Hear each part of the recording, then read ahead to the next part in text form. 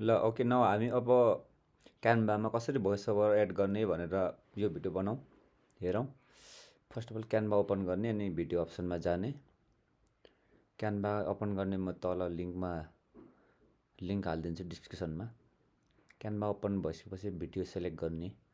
यसले छोटो छोटो भिडियोहरू हालिदिएको छ ट्रेलरको लागि।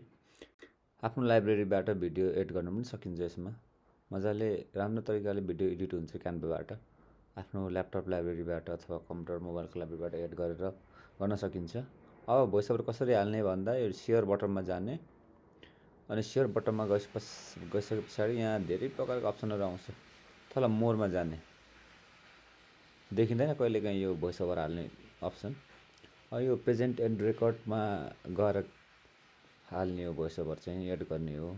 सेभ टु फोन लेखेको छ। यहाँ धेरै प्रकारको अप्सनहरू दिएको छ। क्यानभाले प्रयोग गर्न सकिन्छ। यो धेरै ठुलो प्लेटफर्म हो। अब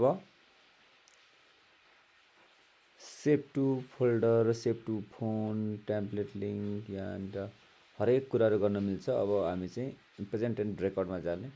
यसमा मुख्य कुरो चाहिँ क्यामेरा पनि ओपन गर्ने कि नगर्ने भन्ने हो। अब एलाउ गर्नुपर्छ। क्यामेरा ओपन गरे पनि हुन्छ, नगरे पनि हुन्छ। माइक्रोफोन ओपन गर्नु पर्यो। तपाईँलाई कस्तो चाहिन्छ त्यो अनुसार गर्ने। क्यामेरा ओपन भयो। अब मैले चाहिँ यो क्यामेरा भिडियो अफ गर्दैछु अनि मलाई चाहिएको चाहिँ how to add voice over on Canva. क्यानभामा भोइस ओभर कसरी एड गर्ने भन्ने हो। अब स्टार्ट भइसक्यो भोइस ओभरको लागि। अब बोल्ने, आफूले के चाहिन्छ बोल्ने, त्यस पछाडि पज गर्ने अथवा इन गर्ने अनि डन गर्ने।